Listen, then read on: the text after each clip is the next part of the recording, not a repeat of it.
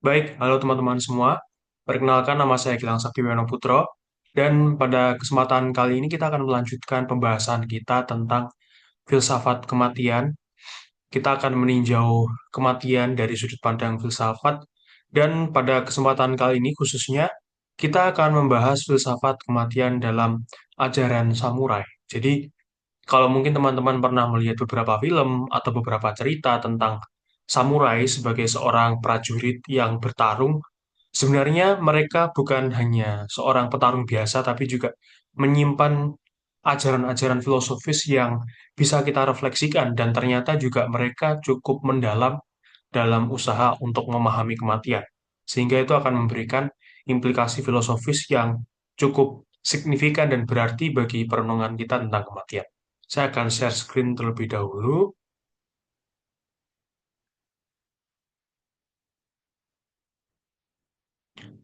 Baik, ini adalah presentasi yang sudah saya siapkan.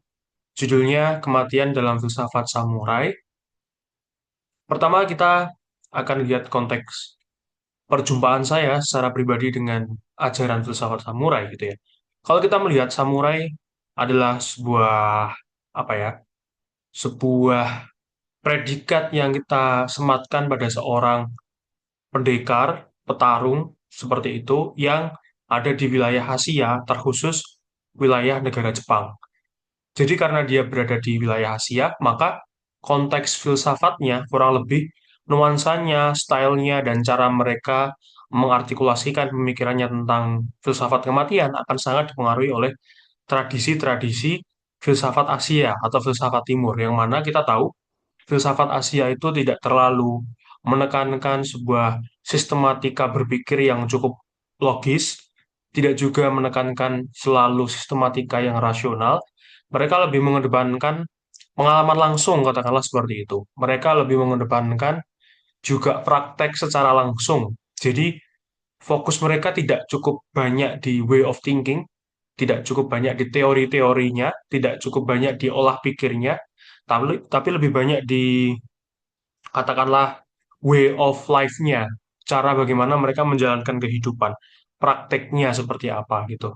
Sama juga sebenarnya seperti filsafat timur yang sudah sempat kita bahas sebelumnya, yaitu Buddhisme dan Hinduisme. Dan di sini kita secara khusus akan menyoroti hubungan filsafat samurai dengan pemahaman kematian, karena sebagai pendekar, mereka tidak hanya bertugas untuk menjaga tuannya semata, tapi juga selalu berhubungan dengan pertarungan-pertarungan tertentu yang akan tentu beresiko mengantarkan mereka kepada kematian, sehingga kematian juga menjadi topik sentral dalam pembahasan para samurai sebenarnya. Gitu. Lalu, saya sendiri awalnya tidak terlalu familiar dengan filsafat samurai, karena bagi saya samurai ya seorang pendekar gitu ya, seorang pejuang, seorang petarung yang bagi saya mana mungkin ada filsafatnya seperti itu. Tapi setelah saya membaca buku Filsafat Maut yang dieditori oleh F. Budi Hardiman dan bab filsafat samurainya ditulis oleh SP Lili Cahyadi, saya baru tahu bahwa oh ya oke, filsafat samurai ini memiliki dimensi filosofis yang ternyata juga mendalam seperti itu. Dan titik terangnya mulai muncul ketika saya tahu bahwa filsafat samurai ini juga dipengaruhi oleh beberapa pemikiran lain seperti Zen Buddhisme, Shintoisme, dan juga Konfusianisme seperti itu. Nanti kita akan lihat pengaruh-pengaruhnya seperti apa gitu ya. Kalau kita lihat sebenarnya samurai sendiri memiliki beberapa semangat gitu ya. Samurai berarti hamba, pengabdi, atau pembantu seperti itu. Dia adalah orang yang mengabdi kepada Tuhan. Dia adalah seorang, katakanlah, pegawai negeri gitu ya, pegawai negeri dan dia mengabdi kepada tuannya. Posisinya cukup tinggi karena dia tepat berada di bawah seorang pemimpin. Jadi misalnya ada pemimpin paling tinggi, dia adalah tepat di bawahnya yang melakukan pengawalan, yang melakukan perlindungan, pengabdian, dan juga usaha untuk membantu usaha untuk membantu tindakan-tindakan pemimpinnya. Dan mereka bukan hanya seorang pengabdi biasa seperti itu, bukan hanya bertugas untuk disuruh-suruh gitu ya, tapi mereka punya keterampilan berperang gitu. Dan bahkan selain punya keterampilan berperang, mereka juga punya keterampilan untuk merefleksikan hidup. Nanti kita akan lihat bahwa mereka punya ajaran samurai yang ternyata tidak hanya memuat dimensi teknik cara bertarung, tapi juga cara menghayati kehidupan. Dan tentu di dalamnya cara menghayati kematian. Gitu. posisinya tepat berada di bawah pemimpin daerah. Jadi konteksnya dulu di zaman Jepang di tahun mungkin 1500 sampai 1700-an seperti itu ada hierarki sosial ya. Yang paling tinggi biasanya pemimpin daerah, di bawahnya samurai. Baru di bawahnya lagi ada bagian-bagian lain dalam kehidupan bermasyarakat itu sendiri. Dan mereka memang menekankan keberanian ya, karena sekali lagi karena tugas mereka itu selalu berhubungan dengan nyawa gitu maksudnya. Mereka mencoba untuk melindungi tuannya dan juga mencoba untuk mempertahankan dirinya sendiri. Dalam hal seperti itu pasti keberanian dan heroisme sangat dibutuhkan gitu.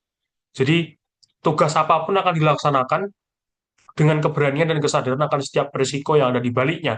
Termasuk di dalamnya adalah risiko kematian itu sendiri. Jadi apapun risikonya, samurai dilatih untuk kuat atau katakanlah untuk tangguh dan mampu menghadapi berbagai macam hal seperti itu gitu ya. Baik, kita akan lanjut. Ada sebuah ajaran yang dijalankan oleh para samurai yang disebut sebagai Bushido. Bushido sendiri secara etimologis berarti jalan seorang ahli petarung, gitu ya. Di dalam jalan ini, kita tidak hanya akan menemukan suatu jalan cara bertarung dengan hebat seperti itu, tidak hanya mengolah kekuatan fisik dan kemampuan teknis menggunakan pedang para samurai, tapi kita juga akan melihat bagaimana mereka mencoba untuk menghayati kehidupan itu sendiri. Dan terlebih lagi, karena kita berbicara soal filsafat kematian, juga tentang bagaimana cara mereka menghayati kematian itu sendiri. Jadi, Bushido mengandung pedoman hidup dan filosofi praktis gitu ya. Dua sisi gitu ya, mengandung dua sisi. Yang pertama, panduan teknis berperang dan yang satunya adalah filosofi moral dan spiritual. Yang tadi sangat diinspirasi oleh Sintoisme, Zen Buddhisme dan juga Konfusianisme.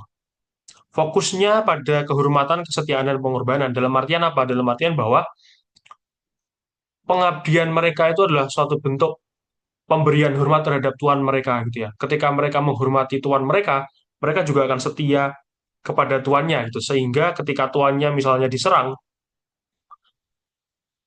para samurai tentu akan menjadi pihak pertama yang membela tuannya atau sorry, yang melindungi tuannya seperti itu.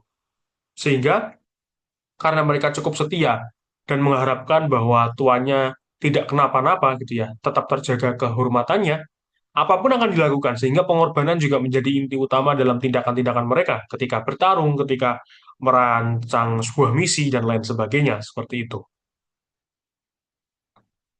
Dan ada ungkapan juga sebenarnya bahwa jalan Bushido, jalan seorang petarung itu ditemukan di dalam kematian. Dalam artian adalah seorang petarung ketika dia sedang bertarung dan mempertaruhkan kehormatan, kesetiaan dan pengorbanan, dia tidak apa istilahnya, tidak ragu-ragu untuk menjemput ajalnya sendiri.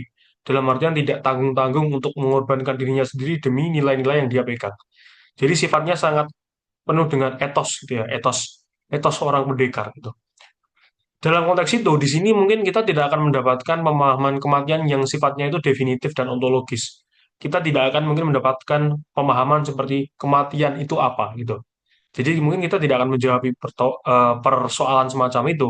Yang akan kita jawabi di sini mungkin lebih kepada bagaimana sih cara kita menghadapi kematian seperti itu. Bagaimana sih cara kita menyadari dan merenungkan kematian layaknya seorang samurai. Mungkin akan lebih tepatnya pembahasan kita pada pertemuan kali ini akan bersinggungan dengan hal-hal semacam itu.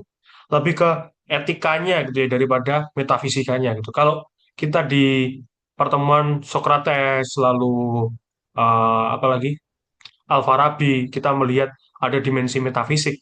Di sini mungkin akan lebih kuat dimensi etikanya daripada metafisiknya, gitu ya. Dan ini adalah dimensi filosofis yang mempengaruhi. Ada Sintoisme yang mengajarkan tentang roh-roh leluhur dan bagaimana kita sebagai makhluk hidup perlu melakukan suatu bentuk tindakan yang harmonis dengan roh-roh leluhur tadi gitu ya, dengan alam juga, dengan cara pengendalian diri, upacara dan lain sebagainya gitu. Lalu juga ada Zen Buddhisme yang mana mereka berpusat pada ajaran tentang ilusi diri bahwa tidak ada diri, tidak ada aku, tidak ada ego yang tetap, sehingga hal itu ditujukan untuk melepaskan keterikatan dari ego duniawi kita dan mencapai pencerahan spiritual. Lalu ada juga Konfusianisme yang mengajarkan etika sosial terutama biasanya penghormatan kepada orang yang lebih tinggi atau orang yang memiliki jabatan yang lebih tinggi. Sehingga di sini tentu sangat relevan dengan samurai yang harus menghormati tuannya gitu ya. Mereka menggunakan ini sebagai suatu usaha untuk mendidik karakter. Tuh. Dan sedangkan ajaran Zen Buddhisme akan dilakukan sebagai usaha untuk melatih fokus mereka. Karena Zen juga mengajarkan kita untuk selalu present gitu ya, untuk selalu presence, untuk berada di saat sekarang, saat ini. Gitu. Sehingga itu mengajarkan mereka untuk fokus. Shintoisme juga sama, dia mengajarkan bahwa seringkali dalam kondisi tertentu ketika seorang samurai eh, kehilangan tuannya gitu ya, kehilangan tuannya ketika tuannya meninggal dunia, tidak tanggung-tanggung mereka akan juga mengakhiri hidupnya supaya bisa menyusul tuannya sebagai bentuk penghormatan kepada roh-roh terhormat yang mereka hormati, ya ini para tuannya itu sendiri. Sehingga hubungan antara kehidupan yang sekarang dengan kehidupan setelah kematian itu cukup dekat seperti itu katakanlah. Sehingga kematian menjadi sesuatu yang lumrah untuk dipikirkan bagi seorang samurai. Kematian menjadi seolah seperti makanan sehari-hari mereka gitu ya. Pagi, siang, malam sudah sepantasnya seorang samurai selalu memikirkan kematian sebagai bagian dari tugasnya dan sebagai bagian dari hakikat dirinya yang tidak pernah tetap, yang selalu berubah-ubah gitu ya. Semacam itu.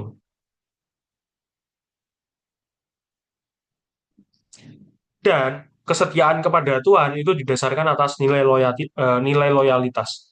Nilai loyalitas itu tumbuh dari kesetiaan dan juga ketulusan yang disebut sebagai makoto gitu ya. Ketika kita katakanlah loyal kepada pemimpin kita gitu ya, atau ketika kita setia, ketika kita mencintai pemimpin kita dengan tulus tanpa pamrih sama sekali, maka apapun akan kita lakukan, bahkan jika itu mengancam diri kita sendiri. Sehingga itulah yang dilakukan oleh samurai gitu ya. Mereka tidak peduli seberapa berbahaya perjalanan yang harus mereka tempuh ketika mereka harus misalnya menjaga pemimpinnya untuk melakukan perjalanan jauh. Sejauh dia masih memegang nilai-nilai ketulusan tadi, dia akan melakukan apapun termasuk mengorbankan hidupnya sendiri hanya untuk memastikan bahwa cinta dan ketulusannya terhadap tuannya itu tidak pernah pupus, tidak pernah hilang seperti itu. Bahkan jika seorang samurai itu sudah kehilangan tuannya gitu ya, dia akan tetap dalam kondisi tertentu mereka akan menyusul tuannya untuk mati gitu. Karena saking besarnya nilai loyalitas yang mereka pegang, saking totalnya usaha pengorbanan yang mereka ingin aktualisasikan dan praktekkan dalam kehidupannya gitu ya. Dan maka seperti apa kematian dalam pandangan seorang samurai gitu ya. Maka dalam konteks pemahaman seorang samurai, mati demi kesetiaan itu dianggap lebih luhur, bahkan paling luhur. Dalam artian apa? Daripada saya mengkhianati tuan saya gitu ya. Ketika tuan saya diserang lalu saya melarikan diri, bertindak sebagai seorang pengecut, lebih baik saya ikut mati untuk membela tuan saya gitu. Jadi mati karena berkorban untuk membuktikan bahwa saya setia itu lebih luhur daripada hidup tapi menjadi seorang pengecut gitu ya, menjadi seorang yang tidak pemberani sama sekali. Mati demi kehormatan lebih penting daripada hidup yang tidak bermakna. Katakanlah saya sebagai seorang samurai melakukan beberapa kesalahan yang cukup fatal. Dan untuk menebus kesalahan itu biasanya seorang samurai dianjurkan untuk melakukan seppuku atau membunuh dirinya sendiri dengan cara merobek perutnya dan lain sebagainya. Daripada saya harus menanggung malu karena kesalahan yang saya perbuat dalam kehidupan saya, lebih baik saya mati dengan cara terhormat, dengan cara menebus kesalahan tersebut melalui tindakan sepuku itu sendiri, seperti itu. Jadi lebih baik mati secara terhormat atas kehendak sadar saya sendiri daripada harus hidup dalam kondisi yang terhina. Itu adalah kematian yang menurut para samurai ini memiliki makna yang tinggi. Dalam Hakagure, salah satu karya samurai yang ditulis oleh Yamamoto Tsunetomo, kalau tidak salah namanya, jalan seorang petarung ditemukan di dalam kematian. Maksudnya apa? Maksudnya adalah sang petarung ketika dia benar-benar ingin setia kepada tuannya, ketika dia memang memegang etos seorang pendekar sejati seperti itu, maka kematian bukan menjadi sebuah persoalan baginya. Kalau dia harus mati pada saat itu untuk membela tuannya, kalau harus mati pada saat itu untuk melindungi tuannya, untuk melindungi apa yang ia anggap benar, apa yang ia anggap berharga, maka dia akan melakukannya.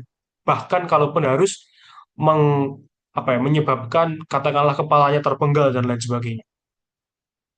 Samurai mampu dan mengharuskan diri untuk memilih kematian sebagai alasan pengabdian dan kehormatan terhadap tuannya gitu.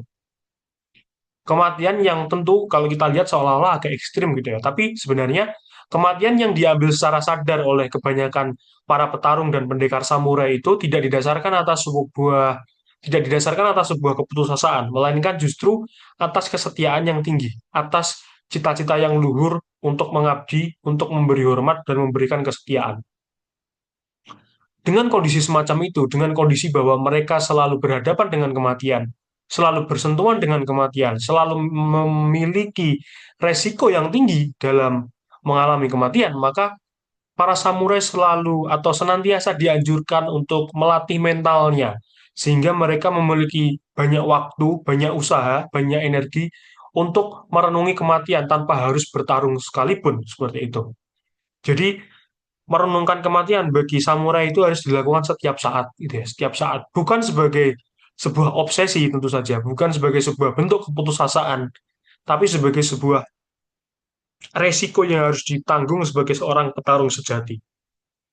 Bahwa demi kehormatan, demi kesetiaan, dan demi pengorbanan, kematian adalah hal yang lumrah bagi seorang samurai dan sudah menjadi resiko dari pertarungan yang mereka lakukan.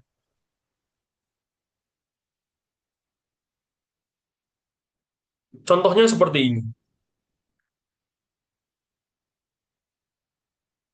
Ketika mereka menjaga tuannya, gitu ya, kalau tuannya memiliki semacam katakanlah konflik-konflik politik, ketidaksetujuan ideologi dengan pemimpin lain misalnya, gitu ya, pasti ada konflik, pasti di situ ada istilahnya permainan politik untuk saling menggugurkan satu sama lain. Di situ samurai tentu bertugas untuk melindungi nyawa tuannya, memastikan bahwa tuannya tetap hidup. Dalam usaha untuk melindungi tuannya, karena banyak sekali pihak-pihak yang ingin menyerang tuannya, maka seorang samurai sudah sepatutnya, sudah hampir pasti dipastikan bahwa dia akan menjumpai banyak sekali rintangan yang berisiko pada kematian itu sendiri. Ya. Karena itu, resiko tugas mereka selalu resiko yang berhubungan dengan nyawa. Gitu. Ketika resiko tugas mereka selalu berhubungan dengan nyawa, maka merenungkan akhir hidup atau merenungkan kematian itu sebuah hal yang normal, bahkan sebelum mereka benar-benar masuk ke medan perang. Gitu ya. Itu adalah poinnya gitu ya. Karena seringkali berjumpa dengan kematian, seringkali apa istilahnya berjumpa dengan resiko-resiko kematian, memikirkan kematian adalah suatu hal yang sudah seharusnya dilakukan oleh seorang samurai. Gitu. Dan ini tadi yang sempat saya singgung. Ketika seorang samurai misalnya melakukan kesalahan fatal dan itu membuat martabatnya menjadi rendah, dia dikucilkan oleh masyarakat misalnya dan dia dipermalukan oleh masyarakat, dalam kondisi seperti itu, daripada dia menanggung rasa malu yang cukup menyakitkan dan melanjutkan hidup dengan rasa malu seperti itu, lebih baik dia mengakhiri hidupnya dengan cara sepuku sebagai usaha untuk menebus kesalahannya tadi. Jadi kematian di sini ditempatkan sebagai usaha untuk penebusan kesalahan-kesalahan gitu. Hidup tidak selalu dianggap lebih baik daripada kematian dalam konteks ini karena hidup yang memalukan itu tetap lebih rendah daripada kematian yang terhormat bagi seorang samurai. Jadi seppuku yang dilakukan adalah cara untuk memulihkan kesalahan, bentuk penebusan kehormatan, atau hukuman atas kejahatan yang dilakukan. Dan juga jika ia tidak melakukan seppuku, bahkan samurai tadi kalaupun dia hidup dan memaksa untuk tetap hidup, dia harus hidup dalam konsekuensi menanggung aib sosial yang sangat berat. Jadi itu lebih menyiksa daripada kematian itu sendiri. Itulah kenapa kematian lebih mereka lebih prefer terhadap mengaktualisasikan kematian yang terhormat daripada harus menanggung kehidupan yang memalukan, katakanlah seperti itu. Baik, kita lanjutkan. Ya, sebentar. Ya, di sini ada ketiga ada Junshi, yakni menyusul tuan menuju kematian. Katakanlah seorang samurai, dia mengalami kehilangan karena tuannya meninggal diserang oleh musuh. Seringkali daripada terpaksa dia kehilangan tuannya, hidup menyendiri, kehilangan tujuan pengabdiannya, kehilangan tujuan etosnya sebagai seorang pendekar, biasanya seorang samurai akan lebih memilih ikut mati. Ikut mati menyusul tuannya daripada harus hidup tanpa tujuan, tanpa nilai sama sekali.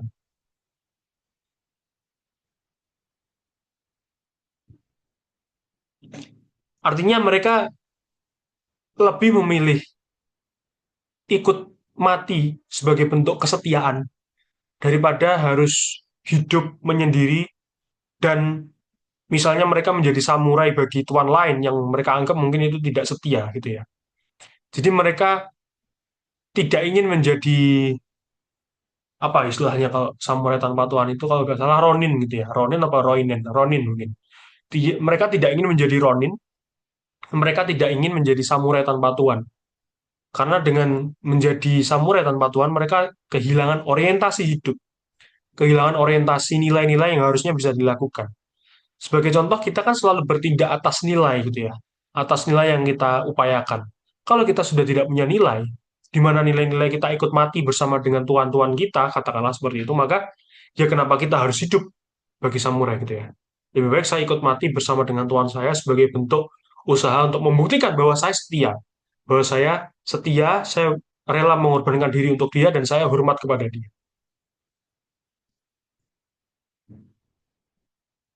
Oleh karena itu, selalu ada kesiapsiagaan terhadap kematian. Karena karena mereka para samurai sangat mungkin mati, entah itu karena serangan, karena usaha untuk melindungi, atau karena niat untuk menyucikan diri, menebus kesalahan, dan juga niat untuk menyusul tuannya. Oleh karena itu, samurai selalu dilatih untuk memikirkan kematian, tentu tidak sebagai obsesi sekali lagi, tapi sebagai cara untuk membentuk keberanian. Dengan kesiapan ini, mereka diharapkan dapat menghadapi kematian dengan ketenangan batin, gitu ya. Jadi mereka tidak gentar lagi dalam menghadapi kematian sama sekali. Gitu. Kematian hanyalah hal lumrah dalam kehidupan, hal yang pasti terjadi dalam kehidupan, dan pasti terjadi dalam usaha untuk bertarung, membela apa yang mereka anggap sebagai sesuatu yang berharga, sebagai sesuatu yang terhormat, sebagai sesuatu yang memupuk rasa kesetiaan dan rasa pengorbanan seperti itu. Bahkan seorang samurai sering disebut harus mati dulu sebelum ia benar-benar mati. Dalam artian apa? Ini sebenarnya agak terinspirasi oleh Zen Buddhisme bahwa yang namanya ego, keakuan itu hanya kalau di Buddhisme itu hanyalah apa istilahnya pancaskanda gitu ya, lima unsur yang berubah-ubah di dalam diri kita, kesadaran, perasaan, pikiran, persepsi dan lain sebagainya. Maka tidak ada aku yang tetap. Maka aku itu sebenarnya tidak ada. Di sini aku atau ego itu ditiadakan. Ketika ego ditiadakan, ketika aku sebagai individu ditiadakan, gitu ya, maka aku ini kosong. Ketika aku kosong, aku tidak takut lagi terhadap kematian, karena aku sendiri sudah mati secara secara esensial, secara substansial. Tidak ada aku, gitu ya. Ketika tidak ada aku, maka tidak ada apapun yang bisa menyakitiku, mengancamku maupun membunuhku. Dengan kematian ego semacam itu, para samurai harapannya tidak akan takut lagi untuk menjalani peperangan, menjalani pertarungan, dan mengorbankan nyawanya seperti itu. Kalau dia masih melekat kepada ego misalnya, ketika saya misalnya menjadi samurai, lalu saya masih mengafirmasi bahwa ada Gilang yang tetap, ada Gilang yang eksis sebagai ego pribadi, maka saya pasti tidak mau mati gitu ya. Saya tidak ingin mati karena saya adalah individu yang real gitu. Tapi bagi samurai tidak gitu ya. Bagi mereka ego itu ditiadakan sehingga ketika ego sudah tiada, yang ada hanyalah kesadaran untuk fokus pada apa yang ada sekarang. atau yang disebut sebagai ichinen, ketika mereka fokus pada setiap tindakan, setiap tugas, setiap suasana, setiap peristiwa sebagaimana adanya. Jadi benar-benar fokus 100% terhadap apa yang terjadi sekarang masa kini. Dari situ ketika harus bertarung, mereka bertarung, ketika harus melindungi tuannya, mereka melindungi tuannya, ketika harus melaksanakan tugas dari tuannya, mereka juga melakukannya, ketika harus mati, mereka juga siap mati, karena ichinen fokus pada apa yang bisa mereka kendalikan di masa sekarang. Ini adalah salah satu quotes yang ada di dalam Hakagure, sebuah buku samurai yang ditulis oleh Yamamoto Tsunetomo. Latihlah kematianmu setiap pagi dan malam. Hanya ketika kamu terus-menerus hidup seolah-olah sudah menjadi mayat atau Joju Shinimi, atau dalam arti tadi, dia sudah mematikan dirinya, seolah-olah dia sudah mati menjadi mayat, tidak ada ego, barulah kamu akan mampu menemukan kebebasan dalam jalan kesatria. Barulah ketika egomu sudah ditiadakan, kamu akan mampu dan berani berjuang di jalan seorang kesatria dan melaksanakan kewajibanmu tanpa kesalahan sepanjang hidupmu. Untuk bahasa Jepangnya, mungkin teman-teman yang bisa bahasa Jepang dibaca sendiri karena saya tidak tahu. Ini saya hanya mengambil bahasa Jepangnya untuk merepresentasikan teksnya gitu ya.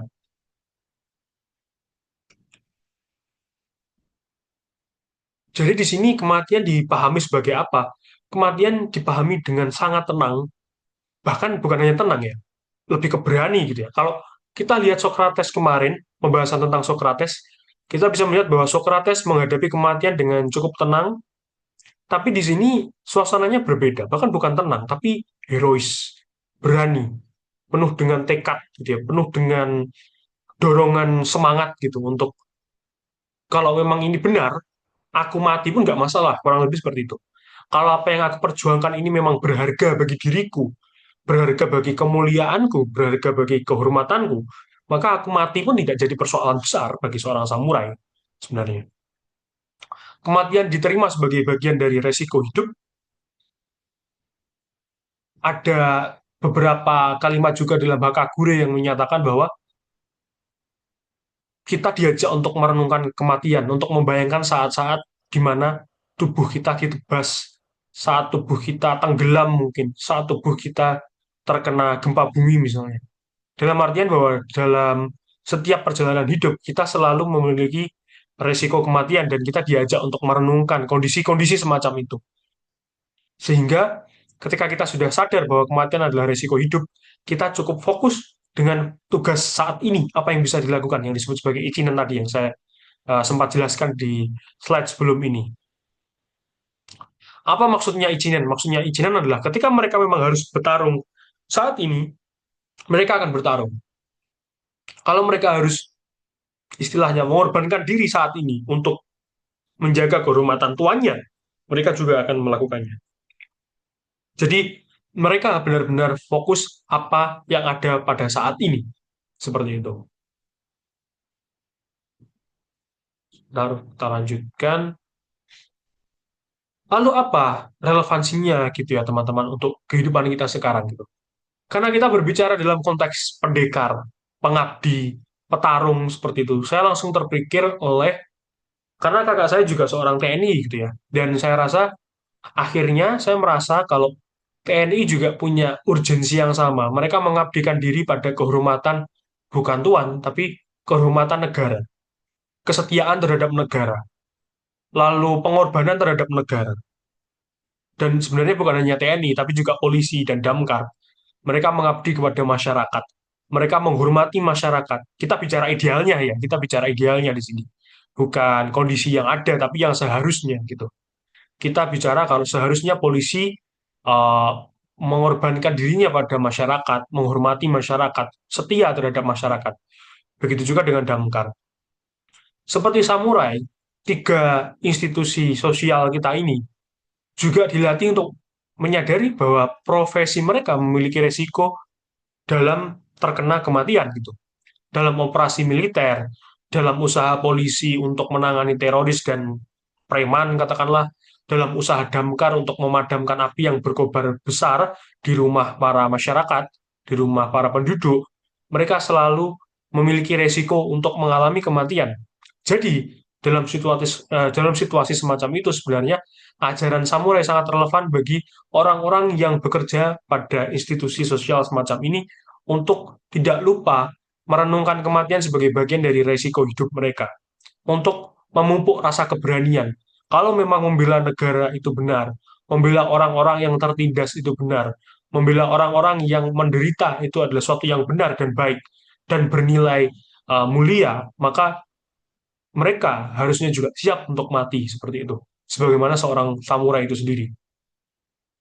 Jadi kesadaran bahwa kematian bisa datang kapan saja relevan bagi mereka yang bertugas di garda terdepan keamanan-keamanan semacam ini. Sebenarnya bukan hanya damkar dan polisi dan juga TNI, tapi juga dokter juga. Ketika kita mengingat misalnya di masa pandemi, kita melihat banyak sekali tenaga kesehatan yang harus berjuang untuk katakanlah menyembuhkan banyak orang, meneliti berbagai macam virus yang ada, mengobati orang dan melakukan pelayanan masyarakat yang cukup banyak. Mereka tentu berhadapan dengan resiko kematian. Orang-orang seperti itu tentu sangat relevan jika mempelajari ajaran samurai sebagai sebuah ajaran yang mengajarkan bahwa kalau memang pengorbanan itu dibutuhkan bagi kemaslahatan orang banyak dan kematian menjadi risikonya, maka itu tidak akan menjadi masalah. Di sini kita tidak membicarakan apa yang terjadi setelah mati, tapi kalau memang kematian harus terjadi karena usaha untuk memperjuangkan nilai-nilai yang besar, mungkin memang dia perlu atau patut dilakukan. Dan itu tentu membutuhkan suatu penghargaan yang luar biasa dari kita. Seperti itu. Dan juga etos dan pengabdian serta loyalitas gitu ya. Samurai mengabdi kepada tuannya, TNI, damkar, dan polisi mengabdi kepada negara dan masyarakat. Dokter juga. Guru juga sebenarnya sama gitu. Prinsip ini sangat mirip dalam hal etos gitu. Apapun akan dilakukan untuk mengabdi kepada sesuatu yang lebih tinggi, sesuatu yang mereka anggap suci, mulia, dan lain sebagainya. Baik, kita akan lanjutkan.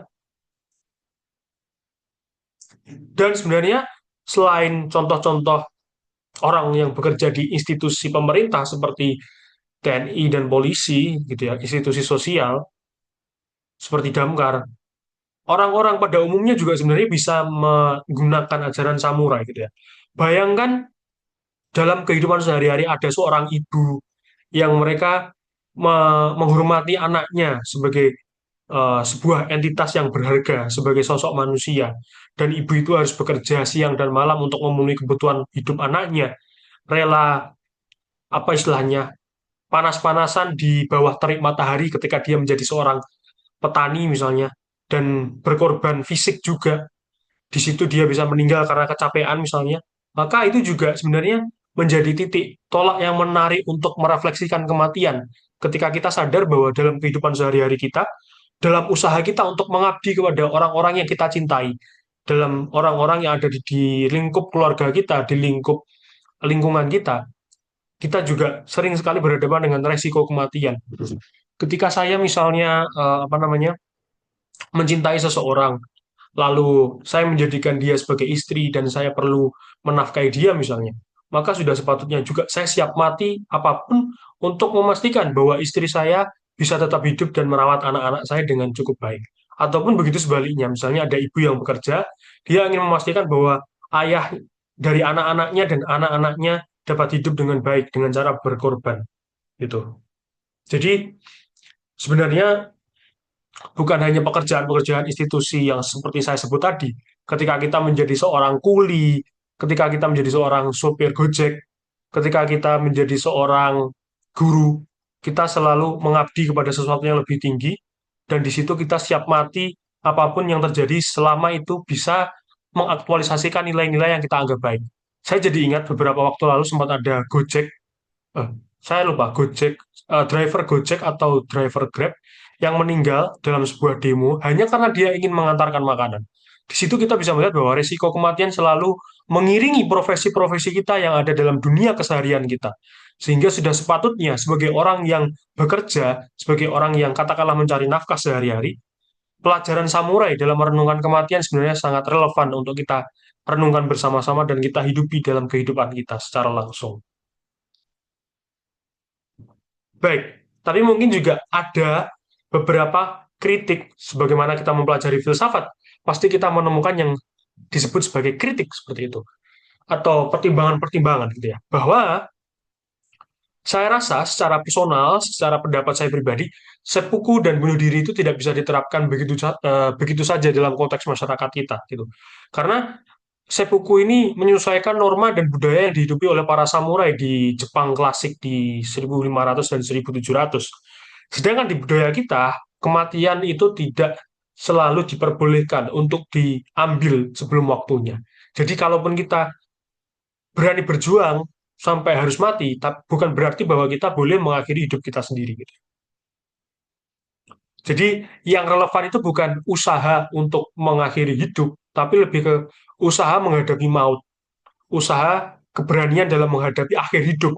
Itu memang relevan dalam konteks kehidupan kita. Tapi usaha untuk mengambil hidup secara sukarela, saya rasa itu perlu dipertimbangkan ulang sesuai dengan konteks budaya dan norma moral kita sehari-hari.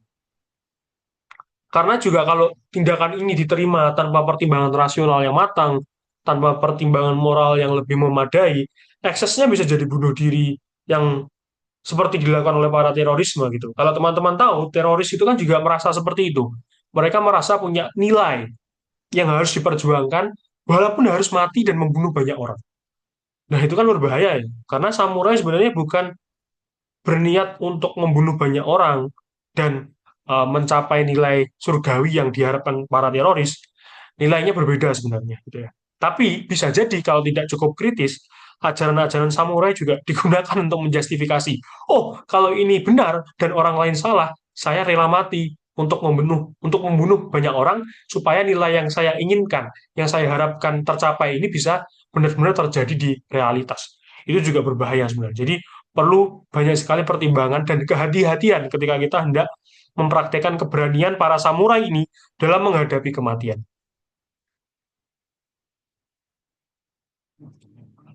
Baik, kesimpulannya saya akan bacakan saja. Cukup banyak, tapi sebenarnya padat dan meringkas apa yang sudah kita bahas.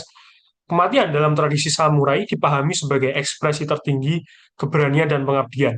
Dalam kerangka Bushido, ajaran para samurai, kematian sebenarnya bukan sekedar akhir dari kehidupan kita, tapi manifestasi dari kesetiaan, kehormatan, dan tanggung jawab seorang samurai terhadap tuannya.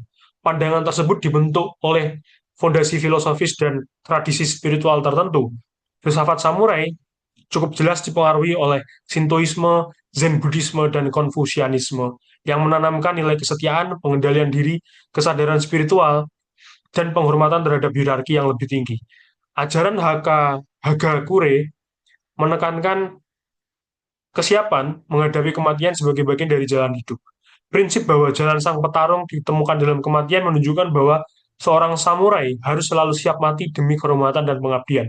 Namun, tentu saja, pandangan tersebut tidak dapat diterapkan secara literal dalam konteks kehidupan modern kita. Praktik seperti seppuku atau bunuh diri demi kehormatan harus dipahami dalam konteks budaya Jepang, bukan sebagai nilai yang dapat langsung ditiru dalam kehidupan masa kini.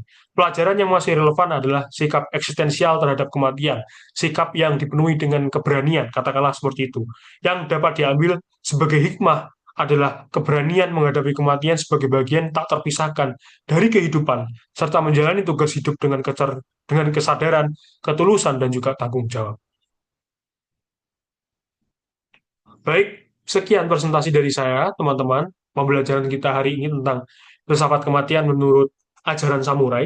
Untuk sumbernya, seperti yang saya sebutkan sebelumnya, ada buku saya, Seni Memahami Kematian, terbitan One Page Media 2025. Lalu ada buku Filsafat Maut yang disunting oleh F. Budi Hardiman, dan bab Mantap Mati Demi Pengabdian, sebuah perspektif Jepang tentang kematian yang ada di dalam buku tersebut, yang secara khusus ditulis oleh SP Lili Cahyadi. Lalu juga ada referensi yang lebih primer sebenarnya, yakni Tsunetomo Yamamoto, yakni Hagakure. Saya tadi mungkin beberapa kali salah menyebut judulnya ya. Judulnya yang tepat itu adalah Hagakure. The Secret Wisdom of the Samurai, diterjemahkan oleh Alexander Bennett, terbitan Rutland, Vermont, Singapura. Terbitan Tuttle Publishing 2014. Sekian dari saya, ada kurang lebihnya mohon maaf. Semoga apa yang kita pelajari bersama pada pertemuan kali ini bisa memberikan insight mortalitas kita yang lebih mendalam dan bermanfaat bagi kehidupan sehari-hari kita. Ada kurang lebihnya, mohon maaf, sampai jumpa.